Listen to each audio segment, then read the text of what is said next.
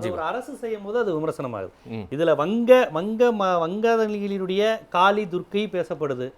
இந்து மதத்தின் ஹோல் இந்து மதமும் இல்ல, ஹோல் இந்தியாவும் இல்ல. அந்த பாட்டுல ஜனகண மனமும் வங்க கவிஞர் பாடினதான். ஆனா அதுல ஹோல் இந்தியா ரவீந்திரநாத் தாகூர், இது பங்கிம் சந்திர சாட்டர்ஜி. இருந்தாலுமே ஜனகண மனம்ல நம்ம திராவிட நல் திருநாடு வருது, மலையாளம் வருது, எல்லாரையும் ஒருங்கிணைக்கிறது வரும்.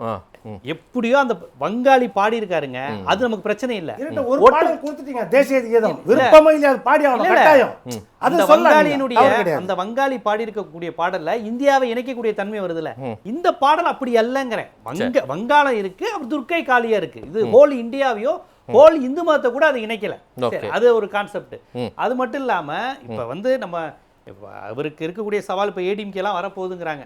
ஏடிஎம்கே வந்தா எனக்கு தெரிஞ்சு இடதுசாரிகளும் விடுதலை சிறுத்தைகளும் ஆதரவு கொடுப்பாங்களாங்க டவுட். அவங்க ஆதரவை விஜய் விரும்ப மாட்டாரு, தேவையும் இல்லை. ஒரு அண்மை செய்தியும் பார்க்கிறோம். முதலமைச்சராக பொறுப்பேற்ற விஜய்க்கு பிரதமர் நரேந்திர மோடி தொலைபேசியில் தன்னுடைய வாழ்த்துக்களை தெரிவித்திருக்கிறார். அண்மை தகவலாக பார்த்துக் கொண்டிருக்கிறோம். முதலமைச்சராக பொறுப்பேற்றிருக்கும் விஜய்க்கு பிரதமர் நரேந்திர மோடி தொலைபேசியில் தன்னுடைய வாழ்த்துக்களை தெரிவித்திருக்கிறார். இன்று காலை சமூக வலைதளங்களில் வாழ்த்துக்களை தெரிவித்திருந்த நிலையில் தொலைபேசியில் பேசியிருக்கிறார், வாழ்த்துக்களை தெரிவித்திருக்கிறார். பார்க்கிறோம்.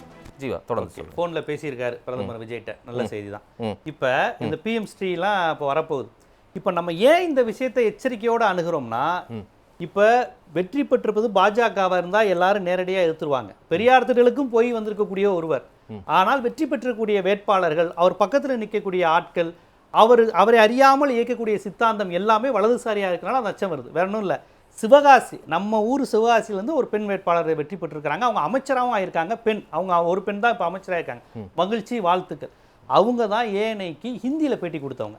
ஹிந்தியில் பேட்டி கொடுத்தது மட்டும் இல்லாமல் ஹிந்தியில் பேசினா என்ன தப்பு, இது 67லேருந்து இத்தனை ஆண்டு காலம் அந்த மரபை உடைக்கிற தன்மை இங்கே இந்த இந்துத்துவா வலதுசாரி மரபு. ஹிந்தியில் பேசினா என்ன தப்பு, வந்தே மாதரம் பாடினா என்ன தப்பு, அந்த மரபு உடஞ்சிக்கிட்டே வருது பாருங்க. இப்போ அண்ணா காலத்தில் கடவுளறியங்கிறது போய் உளமறியன்னு வந்தது. அந்த அளவுக்குலாம் கூட நாங்கள் எதிர்பார்க்கல, அண்ணா அளவுக்கு. ஆனால் நீங்கள் ஹிந்தியில் பேசினா என்ன தப்புன்னு இந்திய எதிர்ப்பு நடந்த அந்த மண்ணில் இருந்து இங்கே வருது. இது தாவேகா வேட்பாளராக வருது. அந்த வேட்பாளருடைய பேக்ரவுண்ட் பார்த்தீங்கன்னா அவங்க அபினவ் பாரத்லேருந்து ஆர்எஸ்எஸ் அமைப்பில் இருந்தவங்க. அவங்க அப்பா காலத்திலிருந்து அவங்க அப்பா அம்மா எல்லாருமே இருந்திருக்காங்க. அதுக்கப்புறம் ஏதோ ஒரு என்ஜிஓ டீமாக அது இதுன்னு வேலை பார்த்து இப்போ அவங்க தாவேகா வேட்பாளராக இருக்காங்க. அவங்க இங்கே அமைச்சராக இருக்காங்க. நல்லா கவனிச்சு பாருங்க, அவங்க அமைச்சர். அப்புறம் வெங்கட்ரமணன் அமைச்சராக இருக்கிறாங்க. சிடி நிர்மல்குமார் அமைச்சராக இருக்காங்க. இதையெல்லாம் வைத்து பார்க்குறோம். இந்த நேரத்தில் வந்தே மாதரம் இஷ்யூ வருது. இப்போ பிஎம் ஸ்ரீ இதில் இவர் என்ன நிலைப்பாடு எடுப்பார்? ஏற்கனவே இந்தியில் பேசுறதுல என்ன தப்புன்னு அவங்க பேசிட்டாங்க. ஒரு ஆர்எஸ்எஸ் சித்தாந்தம் உள்ளவங்க கல்வி அமைச்சராக இருக்கிறாங்க. அப்போ இதையெல்லாம் நாட்ஸ் வைக்கும்போது ஒரு பத்திரிகையாளராக ஒரு தமிழராக நமக்கு அந்த சந்தேகம் வருமா இல்லையா? அந்த சந்தேகத்தை தான் நம்ம எழுப்புறோம். அதுதான் இங்கே முக்கியமான விஷயம். இதை விமர்சனமாகவும் குற்றச்சாட்டாகவும் பார்க்க முடியாது. இந்த தமிழ் மீதும் தமிழ்நாட்டின் மீதும் எங்களுக்கு இருக்கக்கூடிய ஒரு அக்கறை, அதுதான் அந்த கேள்வியை தான் நாங்கள் எழுப்புறோம். ஒரே ஒரு விஷயம் சொல்லிடுறேன். இப்போ நம்ம நந்தகுமார் தம்பி சொன்னார், கல்குவாரிகள்லாம் லட்சக்கணக்கில் மிச்சம். உண்மையா கண்டிப்பா அந்த கனிம வள கொள்ளைன்றது எல்லையில்லாத நடக்குது. அதை கண்டிப்பா மிச்சப்படுத்தும். ஆனா இதுல என்னன்னா, திருநெல்வேலியை சேர்ந்த RS முருகன் இன்றைக்கு தாவேக சார்பா தேர்ந்தெடுக்கப்பட்டிருக்க எம்எல்ஏ கல்குவாரி ஜாம்புவானங்க 40 அடி தோண்ட வேண்டிய இடத்துல 400 அடி தோண்டி எந்த காலத்துல